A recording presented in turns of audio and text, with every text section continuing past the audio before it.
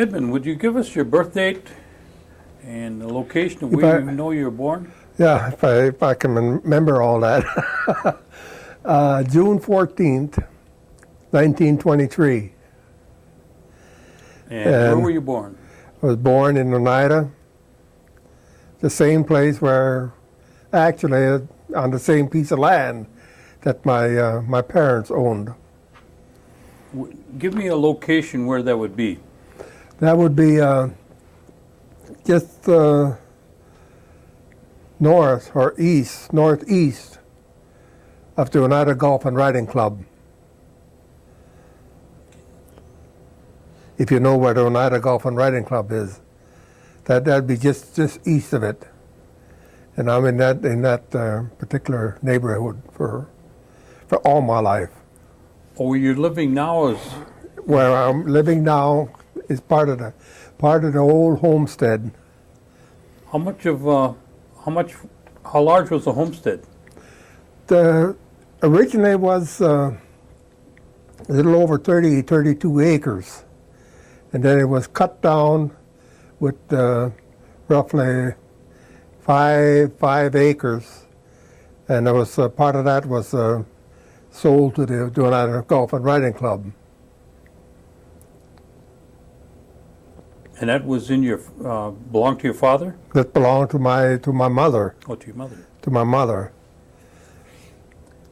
What was the name of your mother and father? My mother's name was Philomene Antone Powless, and my dad's name was Benjamin Jacob Powless. Tell me the names of your brothers and sisters. I got my oldest brother was Ben. He was a year older than I was, and then came me, and then I had my brother Leland, who was roughly a year younger than I was, and then there was my youngest brother, which was Delmer, and he was killed early on in the early 50s. There's four boys. Okay.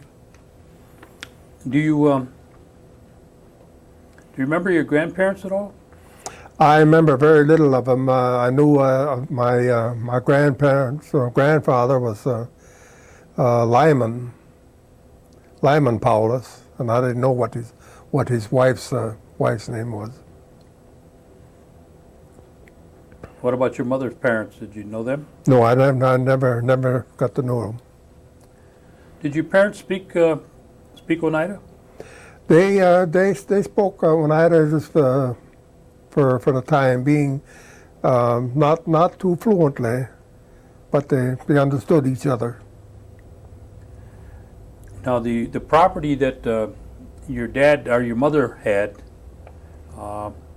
did that belong to her parents? Yes, that belonged. That was handed down to her parents. On the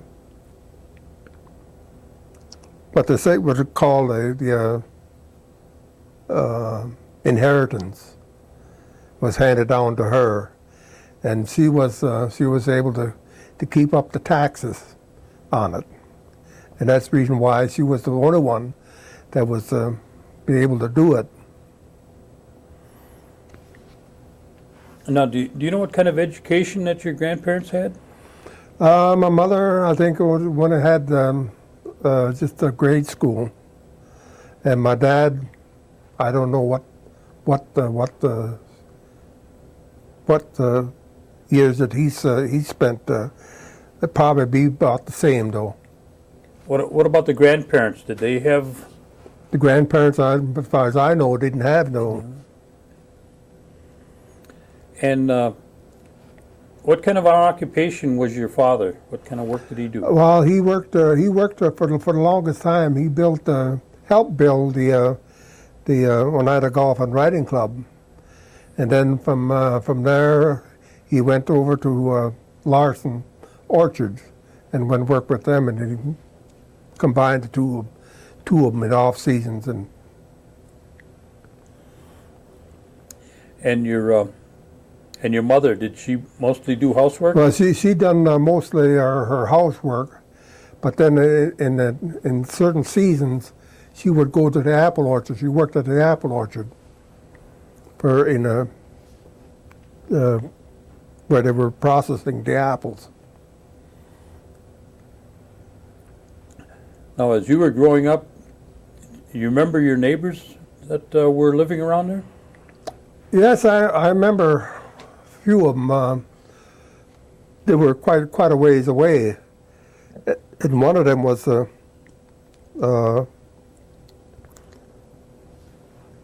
John Smith, but then his nickname was Johnny Bull. But how he ever picked that name up, I don't know. But his name was John Smith, and then the other people that were close by was Pringle, and they worked from time to time at the golf course. Now, when did they start constructing the golf course? About what time? That was shortly around 1926 when they started building the golf course. Is there quite a bit of woods around there at that time? Oh yeah, there was quite a bit of woods. The part that was cleared out was just the part that they really needed for the golf course, and it bends around all over. And I remember we used to go berry picking there, wild raspberries, and there was beautiful woods there at that time yet. Did you do any hunting there too? No, that we never did. What about fishing? The fishing we used to go just down below the hill from what used to be my mother's place at that time. After she sold it, it goes down about 25, 30 feet down to where the old Duck Creek used to run, and it used to be good fishing there. What about shagging balls down there? Did you ever? Well, I did that for a while for shagging balls, and I made a little money, extra money on it. Did you do any caddying? Yeah, I caddied there for about 2 years, I guess. Then I gave it up, and I went down. At that time, I was old enough, I guess you might say, to work right down on a golf course with my dad. Oh, clearing and things like that?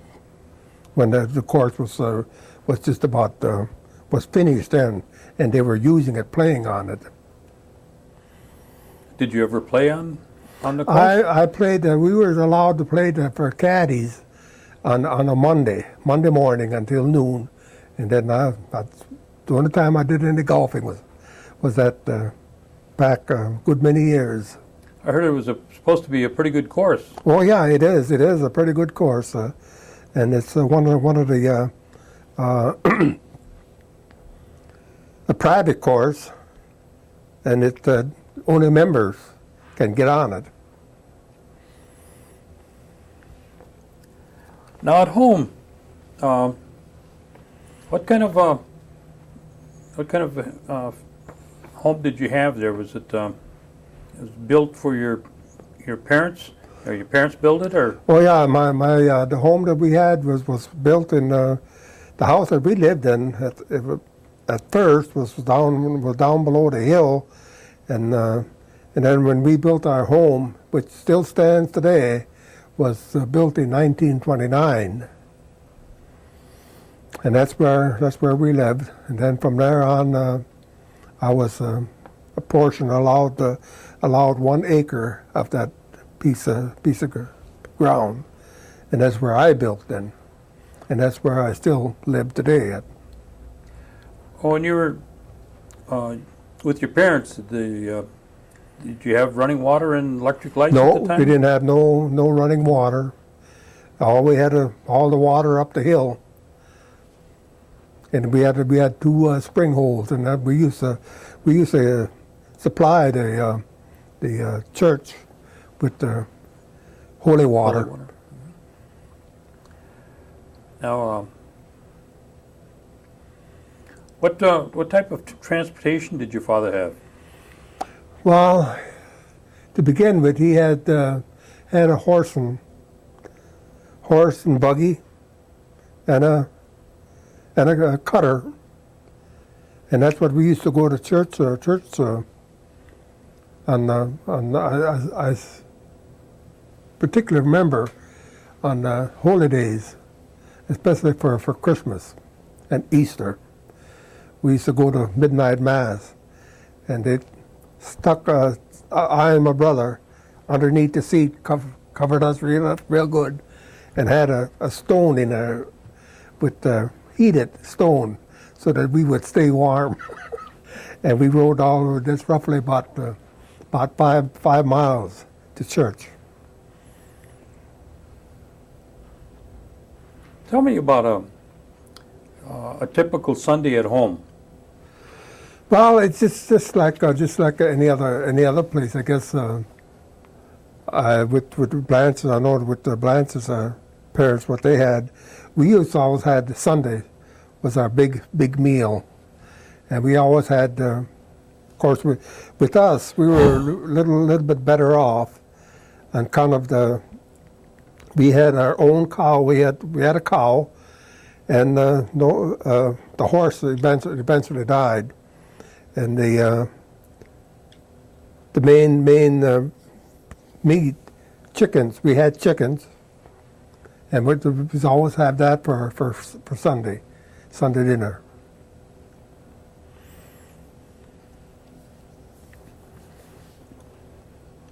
What would wash day be like? Is that a special day that you set aside? Your mother set aside? Yeah, she set aside one particular day, and then both I and my brother, the oldest boys, would take turns at washing. Well, at that time they didn't have any wash machines. No, we had to do it the rough way. So you have the washboard? Yeah, with the washboard. Yeah. How'd you heat your water? We had an old stove that had a reservoir in the back, and then she put the large kettles on top of the stove, and we had wood heated, and we heat the water that way on a large stove.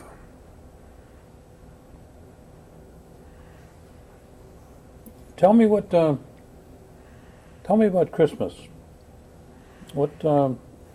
Well, with Christmas, it was always the same thing as like Blanche said, was always done in a kind of a roundabout way. They didn't want the kids around. The tree was set up, or we'd see the tree. We set up the tree, which was always in the early morning when we used to come up, get up, and go over and see what we had. Now, this was after you've come back from midnight mass, then? Yeah, this was after midnight mass. Now, as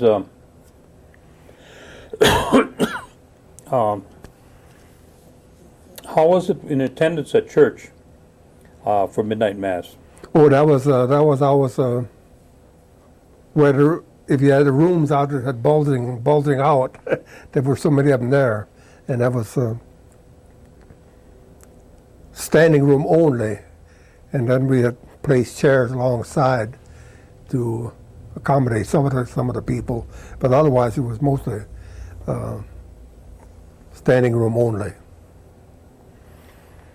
Now, on Christmas, Easter, Bishop's Day, and I don't know what other days, they would sing the Te Deum. Yeah. What was that all about? Do you know the story behind that? No, I don't really know the story behind that, but I know they always sang the Te Deum at each one of those masses. this was just one person or the whole group? Well, the one person would be kind of, like you say, the leader of it, and then the rest of them would join in.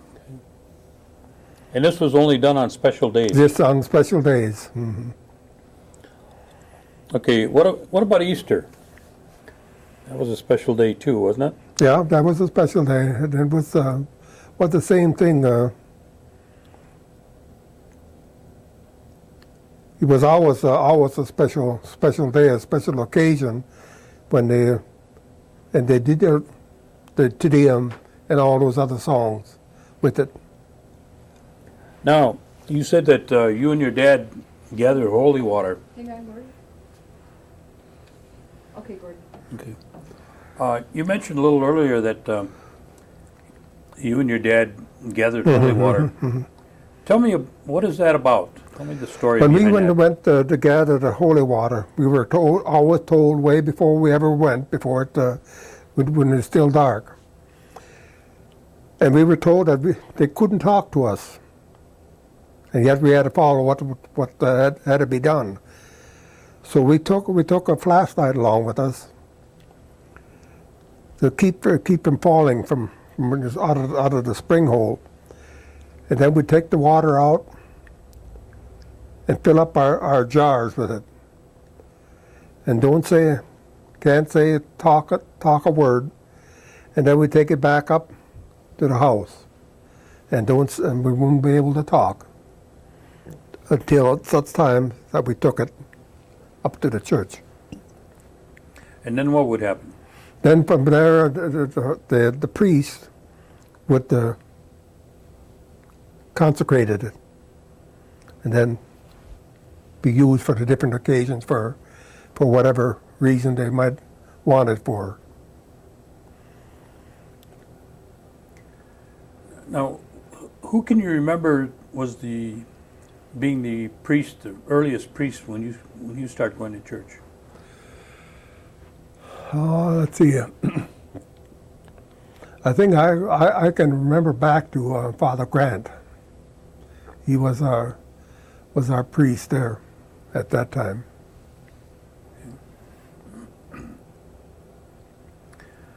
Now, after Christmas, they used to have, they still do, I guess, have something that they call Hoyan. Did you do anything? Oh like yeah, that? that's one thing was always carried out. Hoyan is a tradition that Oneidas had, where they used to mix the donuts, had donuts for breakfast, and that was always a real tradition. Did you share that with any other family or just with your own family? Everybody, whoever we come in touch with, we were shared with. And would they give you anything too? Oh yeah, they gave us back in the retreat for donuts, or we give them something, whatever it might be, and they take it.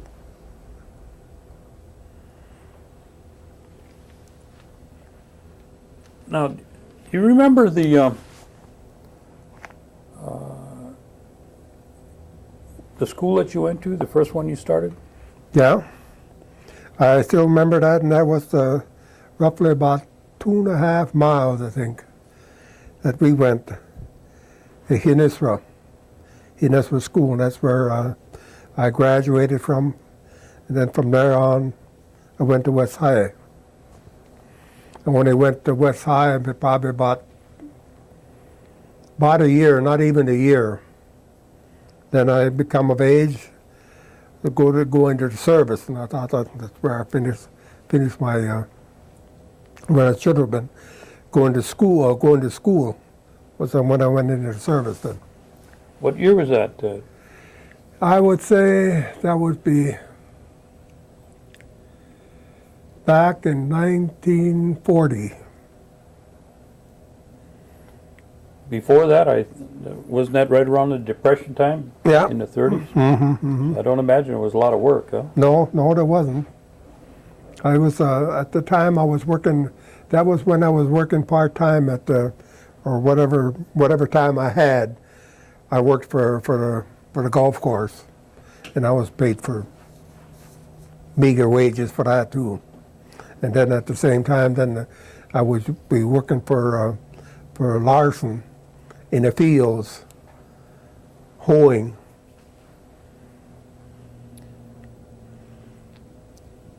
Then you went into service, you went in before the war started? Oh, no, the war had started already. I went in, I had to get my parents' permission, because I was only 17 at the time. I got their permission to go into the service, and I took my training at I went into training and went into service in '72.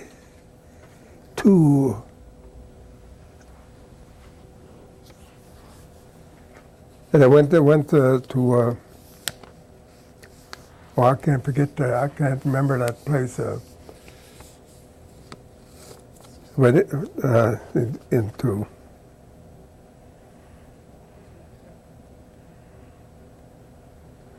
I just can't remember. Mm-hmm. But that's where I took my basic training at. Well, was the I understand you went to the CC camp too.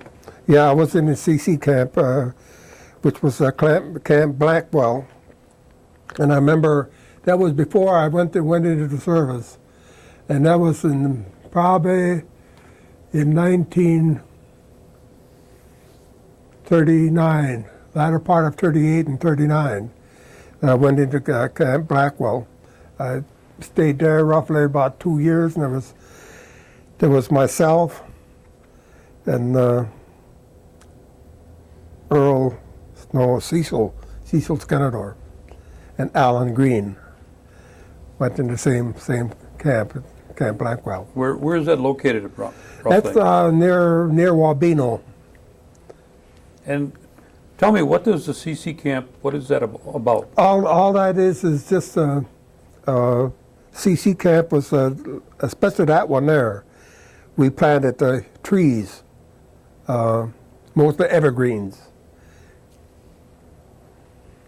Was that a lot like, or somewhat like being in the service? Well, yeah, I guess it is in a lot of ways, because they didn't allow you to go uptown, go to town. It was quite a ways to go to town. As a matter of fact, and Wabeno used to be one of the towns that we used to go to, and we used to get special permission from the commanding officer to let us go to town. How long did you stay there? You were there for 2 years, but I mean, did you come home at all, or? No, I didn't get to come home at all. I had a chance to come home, but I figured there was nothing back there to go back to, so I just stayed right there until I finally finished out in I think some 2 years later. That was in the early part of 40. And then from there you went into the service? Yeah, I went into service. Did you go overseas at all? Yes, I spent from 44,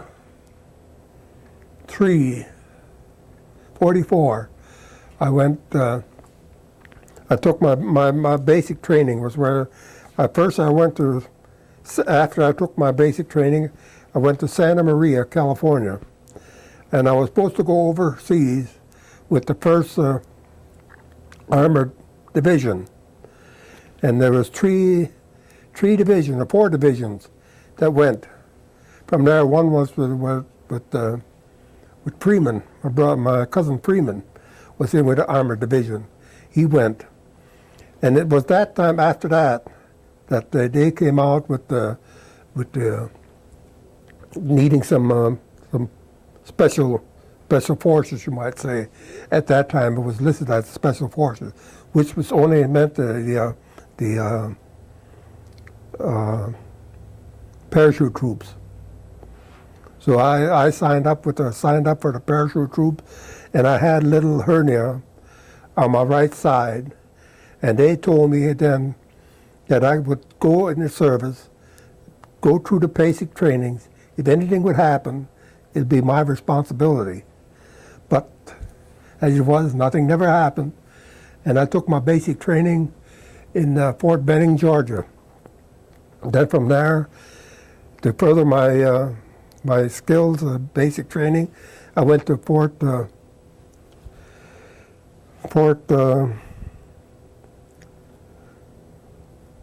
I can't think of that. Anyway, I went to finish my basic training up there, the artillery training. Then from there, I went overseas, over to England. I stayed there for roughly about 3 months. Then from there, we went to France, and that was only a day or so. And then we went over to the Battle of the Bulge, and that's where I had we went in as the foot troops, and I was. We took the town of Bastogne one day, and then the Germans circled around us, and we was able to get out by night. And I got at that time with just my shoes on, with no goulashes or anything. We were that far ahead of our supply, and so I got frozen feet on two sides, and I spent roughly about 3 days. I went to the hospital. Then I went back, and we took back that town, Bastogne, again. And little as it was, I got the basic, in my basic training. During that time, I was a corporal. But when I went overseas, before I went overseas, I was demoted back down to private. And my commanding officer said, I'll see that you never get another promotion after that. But little as it was, all my commanding officers, had frozen problems, frozen feet, I suppose. But I was, we took going up a hill, and I was the colonel commander was up in front, and he was passing the information back to me, and I passed it back to the rest of my comrades. And that's when after I took that town, the second time we took that town, that's when he asked me, he says, by the way, he says, soldier, he says, what the commission training, how much as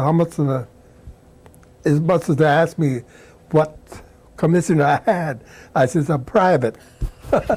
He says, well, we'll make you a buck sergeant beginning tomorrow, and then the day after, staff sergeant. And that's what that's what I retired as, a staff sergeant. I'd have been the first three, what they call the first three commissions. I would have been made a second lieutenant, and would have to go to officers candidate school, but I didn't. But anyway, that's how my service ended up with frozen feet to boot. Frozen feet, yeah. Again, just looking at the movies and listening to some and reading some books. The Battle of Stone was the last major. The last major spot of Germany's. You want to talk about that whole thing? Well, after we took that town, we were going through, and we stopped after we got on the other side of Bastogne. We stopped for a while, and then from there on, we were supposed to make the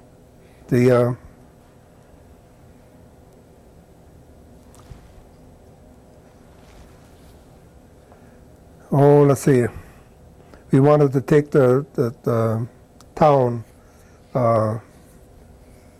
We made the Rhine jump. We stayed for roughly almost a week, Then we made the Ryan jump, which is the only jump that I had to make all the while I was in the service. And they were debating on whether I would make that jump or not. On kind of, it was roughly 2 years before I ever made a jump. While we were back here in the States, I was making it pretty regular once a week. But somehow or another, it got that long, and they said, will you be able to go? I said, yes, I will. And I made that Ryan jump, but the flak was so heavy that we would come short of 10 miles of our destination. And we had to bail out because our plane was going down. We got out, and I had to stumble over one guy who didn't want to jump, and I went over him. And as I was coming down, I was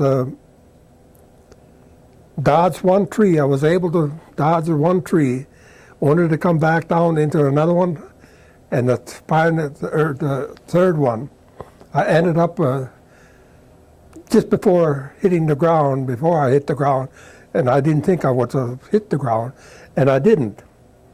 I got hung up in a tree, and I was being fired on. So I quickly got my submachine gun. I had plenty of ammunition. Of one thing with being a squad leader, because you had your 45, you had your M1, and you had your submachine gun. And I took that submachine gun and sprayed it where the hole was coming from, the firing was coming from. And then I cut myself out of the parachute and landed on the ground. I went in to look to see there was one elderly man in there, and he was the one. I didn't do anything. I took him as a capture, and they took him back to the back of the lines again and marched him. And although we said that in the process that they had quite a ways to go, and somehow or another he didn't want to go that way. And I said, yes, you have to go. So I followed him, and then I shot him after there was nobody around, and I just said, that's as far as it went. Mm-hmm. There was a lot of the Americans had a lot of loss in that battle. Yeah. And what was there? A lot of lives. I know there was in Bastogne was where they took the most place, and then the other one in a buddy of mine was Edward Rush. He was in the island that they came in. He was lost his life there. They talk about, they have these stories about Patton. Did he Blood and come up guts. there to Bastogne? Oh yeah. He was up right up really there. did it, huh? After we take the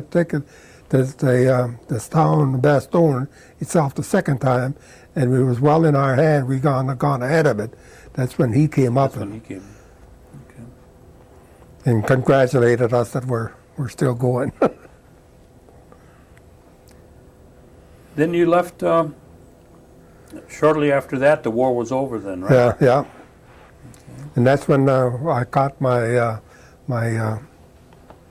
winter gear caught up to me then. After I didn't need it anymore. What uniform did you have? Your summer gear before that? What's that? Did you have your summer gear through the winter? Yeah. Yeah.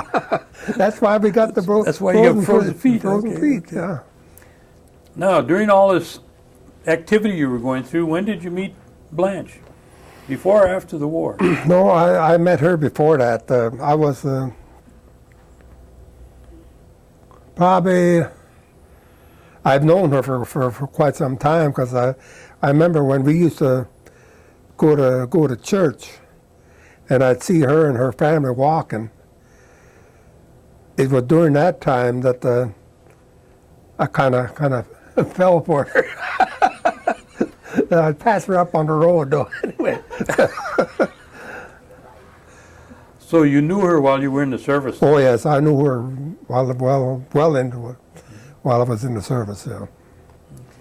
When, where were you when your time was up in was you in Germany or, Yeah. and then coming back? Or? No, we was on our way, waiting for, might as well say a ride, you might say, waiting for a boat to come out and take us home.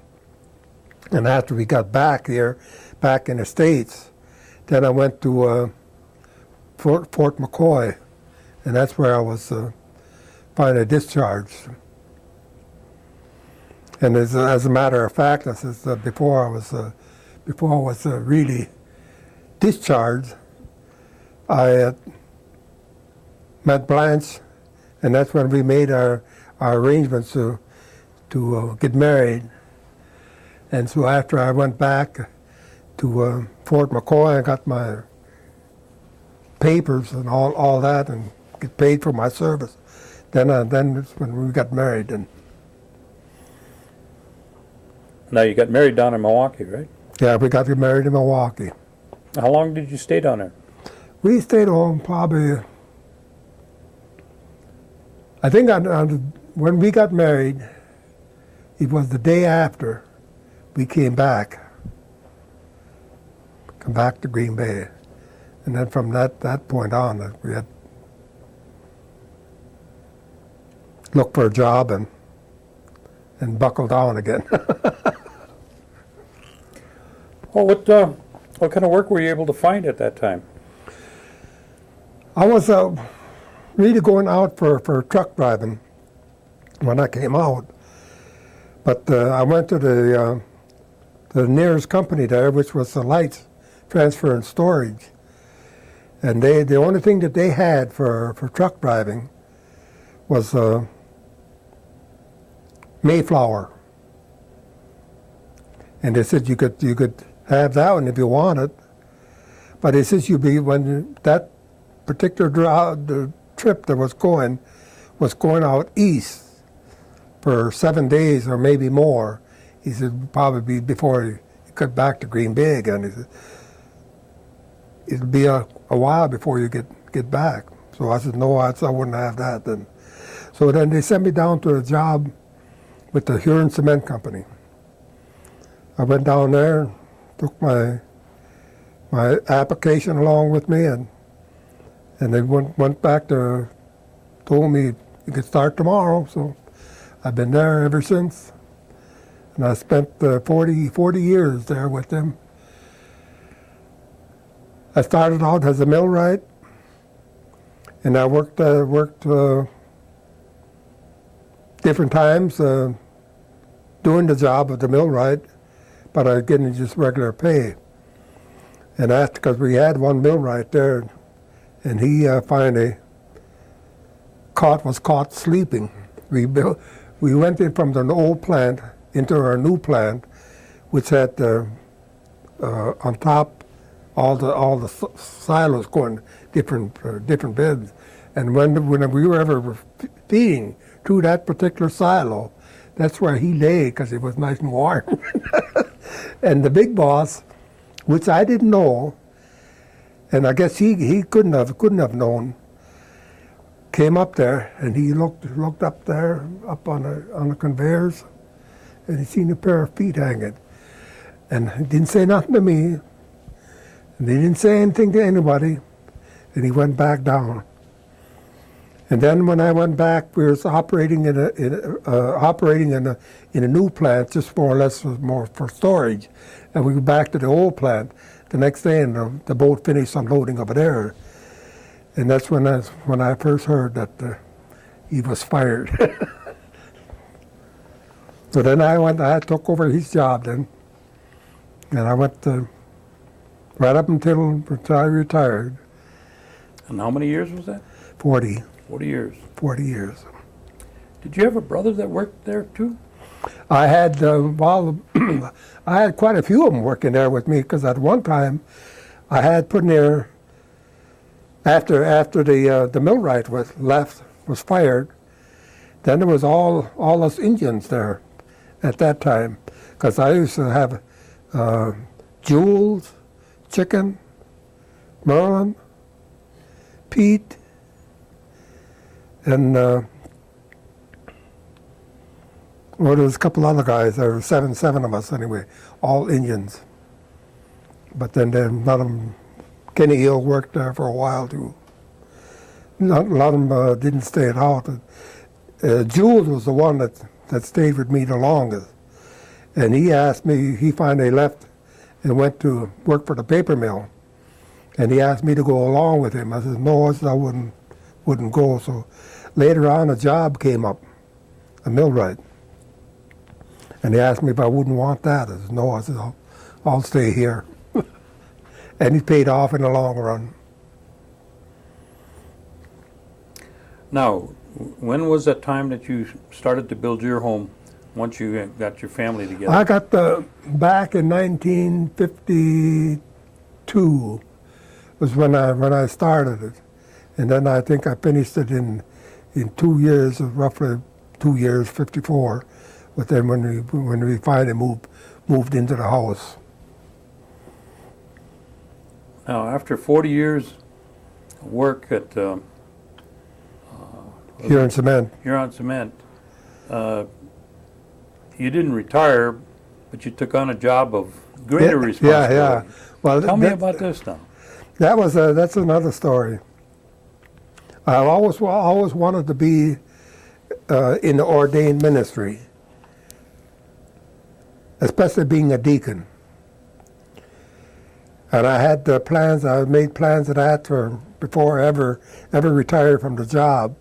But then I thought, well, I can't do anything about it until such time that I would give it up. So when the day that I was discharged, they had a schooling, diaconate school starting in Green Bay. I had thought that before, when I went into the diaconate school, that I would have to go take my classes at the Nashotah House. But instead, no, they had one made in Green Bay with the Christ Church. And I took that on, and 3 years from the day I started, I finished my schooling and took my ordination in '90, September.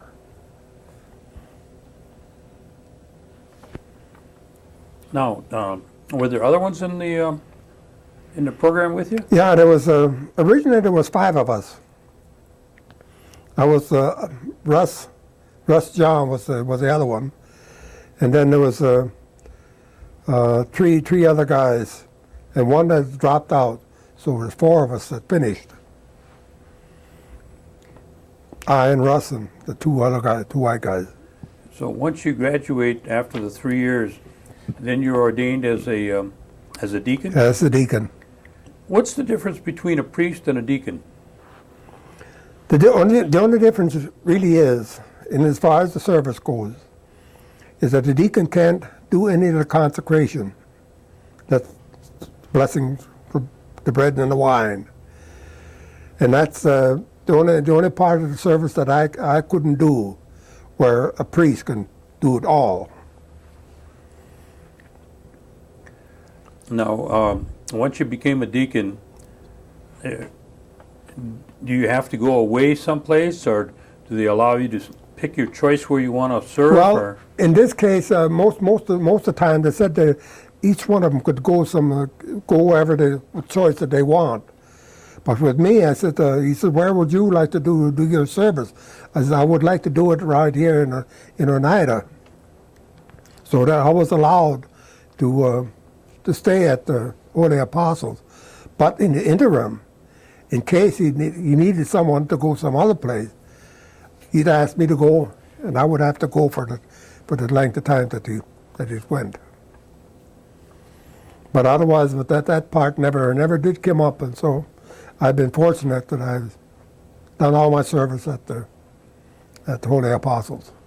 What is a day like for a deacon? Just give me an average day. Well, an average day. I know there is none, but Yeah. the average day is depending on what he wants to specialize in. With me, I wanted to take out the communion to the sick and the shut-ins, and that actually takes place because I have worked out where I get in contact with all those people that I plan on calling on that particular day on a Wednesday, so that they'd be ready for me to come after Mass when I go to Mass first. You have to take Mass, do a Mass first, and then go out. Like on Thursday morning, I go out Thursday morning Mass, and then from there I make my rounds. And it roughly takes me roughly 2.5 hours to make those rounds. And there's one trip, which was be in the Green Bay area, where the most I would put on was probably roughly 72 miles in making all those calls. and that doesn't include any kind of emergencies that might come about. No, that's right. And if the priest has to leave for some reason, then you take on the responsibility? Then I take on the responsibility. Of course, he'll always let me know, but he's Father Splinter's been pretty good about it. He said that I don't have to really make my days, try to make it to fit your schedule and not do anything. There was a few times that I had to make a call. I got in the wee hours of the night when there was no other priest. The priest wasn't around. He was on his day off or whatever, and they would call the house, and I would get up and go and give them their last rites or whatever it may be. Now, we talked about Cornelius Hill a little earlier. Do you know of any stories about him? No, I don't. I didn't know him. All that I know of him was that he was the first Oneida man to take that priestly training, and then of course there was others in the interim, which was been Father Webster, and that's about all I know of him. I don't know if it's true or not, but I had read someplace that he was a deacon for many, many years. Yeah, he was a deacon. And it wasn't until his last few years of his life that he became ordained. That he was ordained, Yeah. Okay. That's what I've heard too. He was a deacon for the longest time. What events or things that have happened to you would seem like it was something you'd like to share with us? Anything special, out of the ordinary, or? No, not really.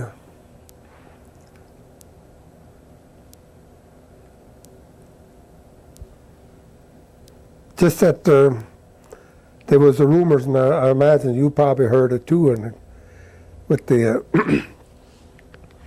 people thinking that I should be the next priest to take in Father Sprinter's place, and I'm a permanent deacon.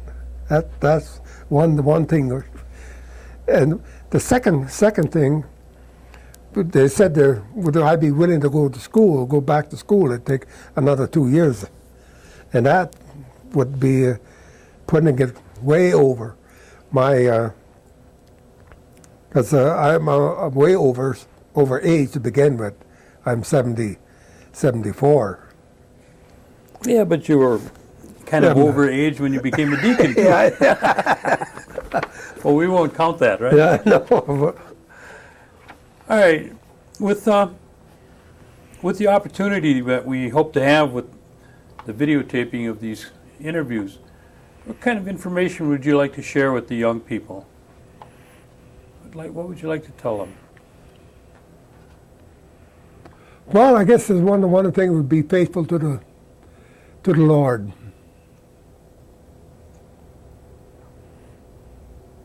And there's a lot of us that aren't nowadays.